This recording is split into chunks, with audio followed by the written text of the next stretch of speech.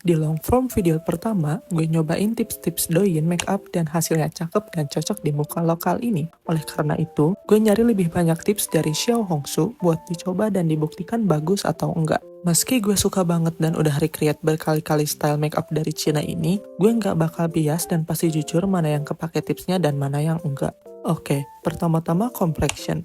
Gue nggak nyari tips buat base makeup kecuali soal tools yang dipakai. Itu pun hasil gue notice kebanyakan kreator di sana pakai puff yang hampir sama.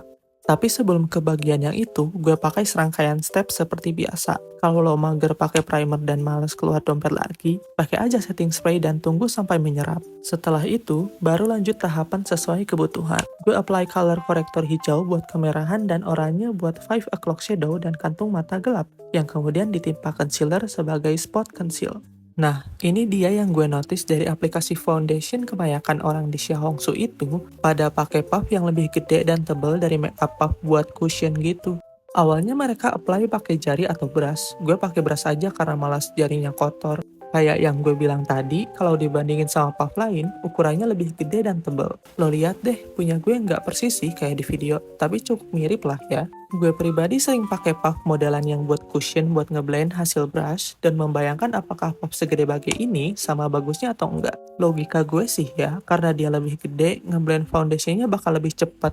Mungkin, I don't know, mari kita buktikan aja. Satu hal yang gue notice, karena dia lebih tebal dan empuk, jadinya bouncy gitu di muka. Terus lebih berisik, lo dengerin deh. Hasilnya dia bagus kok, terblend dengan rata, nggak patchy, dan coveragenya nggak berkurang banyak. So, entah masuk tips atau enggak, tapi penggunaan makeup puff lebih tebal ini oke dan menjalankan tugasnya dengan baik. Paling kalau buat blend concealer under eye gitu agak repot karena kegedean, makanya gue pakai puff yang lebih kecil. Bukan Xiao Hongsu namanya kalau isinya nggak penuh dengan kontur tips biar hidung mancung dan muka tirus. Gue ambil salah satu video trik kontur sekaligus highlight hidung, dan tentunya dengan mengandalkan kontur stick juga concealer lebih terang, gue apply mapping peletakannya pakai brush. Step ini sebelum bedak ya. Bikin garis, lengkung, yang kayak gini itu trust the process. Jadi kalau aneh lanjut aja soalnya belum di blend. Tambahin concealer buat area highlight, hidung gue kayak topografi tanah gitu nggak sih yang di atlas? Pertama gue blend kontur krimnya dulu, agak hati-hati soalnya kalau terlalu di blend malah suka ngilang. Bisa sih ditambahin lagi, letaknya bisa nyontek yang di video tadi. Terus setelah beres, blend concealernya. Usahakan jangan terlalu kemana-mana biar si garis konturnya nggak keganggu. Tuh, cakep kok, beneran trust the process kan?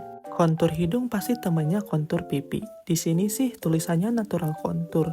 Sebenarnya di klip yang ini ada yang buat hidung juga, tapi gue pengen nyoba yang tadi, jadi ambil buat pipi dan rahangnya aja. Masih pakai krim kontur, dia bikin garis kontur di tulang pipi dekat telinga dan dibawa ke bawah. Terus lengkung terpisah, baru di garis rahang. Ini gue bikinnya jelek sih, maafin. Coba bikin lagi di sebelahnya dulu deh. Kayak koko. Step selanjutnya apa? Ya, di blend, masa didiemin?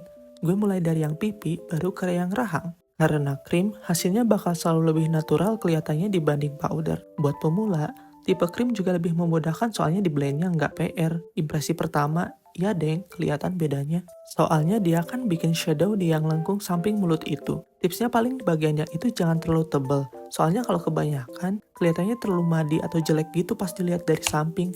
Tapi overall dia works dan patut dicoba. Selanjutnya itu eye makeup. Jadi gue beresin makeup sebelum step itu dulu. Ngalis dan ngeset makeup pakai loose powder. Sebelum pakai eyeshadow, hapus minyak dan residu di kelopak mata pakai tisu. Baru dikasih concealer dan blend, terus set pakai bedak. Gue sadar buat beberapa orang makeup mata tuh susah dan perlu effort banyak. Jadi gue cari step paling gampang dan nggak perlu banyak shade eyeshadow. Gue nggak punya sih palette Charlotte Tilbury yang ada di foto. Nggak ada duit belinya. Jadi gue pakai eyeshadow 18 ribuan punya Jasmine. Warna mid-tone atau yang paling mendekati skin tone lo dipakai di area A. Intinya hampir di seluruh area kelopak mata ya. Kalian bisa pakai brush yang agak fluffy gitu, bukan yang rapat keras. Biar nggak ribet dengan fallout, ambil eyeshadownya dikit-dikit dan di-build sampai warnanya muncul. Kalau udah beres dan lo ngerasa terlalu tebal atau ngeblok, andalkan bedak dan blend pakai brush yang lebih embulet atau loose. Trik ini bisa bikin garis terluar eyeshadow jadi lebih samar dan menghasilkan look lebih halus. Apply step A di mata yang satunya ya.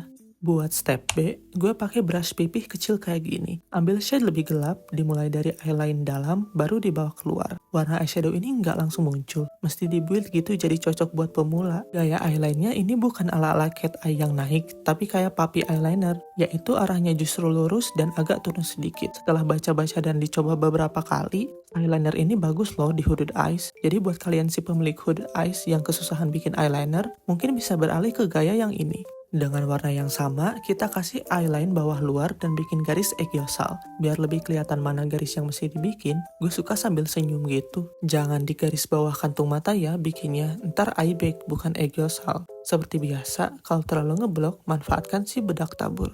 Di step C, pakai shimmer lebih terang di inner corner dan garis keisi egyosal. Karena areanya lebih kecil, gue manfaatin modelan flat brush gitu buat apply shimmernya. Posisi kilau di area mata ini emang bikin mata lebih pop atau kebuka sih. Baru deh di step D, gue apply shimmer pakai jari biar lebih impactful. Kurang kelihatan soalnya warnanya agak nyaru ya.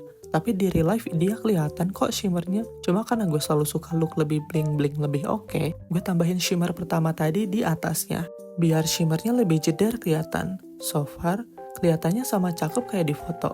Ya nggak sesusah yang dibayangkan kan?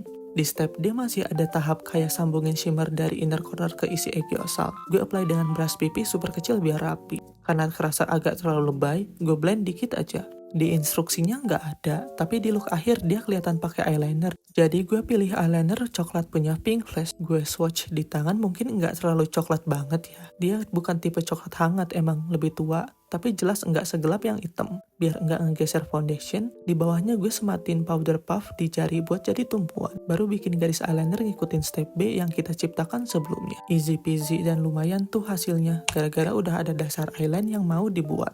Gue selesaikan make up mata dengan pakai maskara dan bulu mata palsu. Atas bawah tentunya. Di Douyin Makeup, look bulu mata bawah itu sama pentingnya dengan yang atas.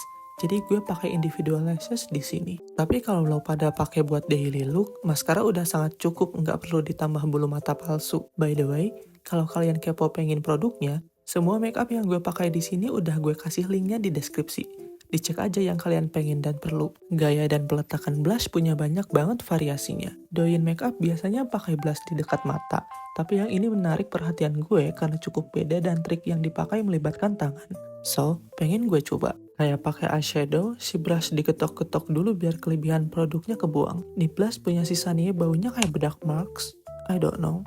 Namanya L Blush Hack. Jadi dengan jempol sama telunjuk ngebentuk huruf L di pipi buat nunjukin area yang mesti dikasih blush. Jujur gue nggak gitu suka sama tips yang ini. Karena buat pipi yang kiri nggak ada masalah. Tapi karena gue nggak kidal, pas apply di pipi kanan jadinya rada kagok. I mean pas dicoba iya sih dia membantu di awal.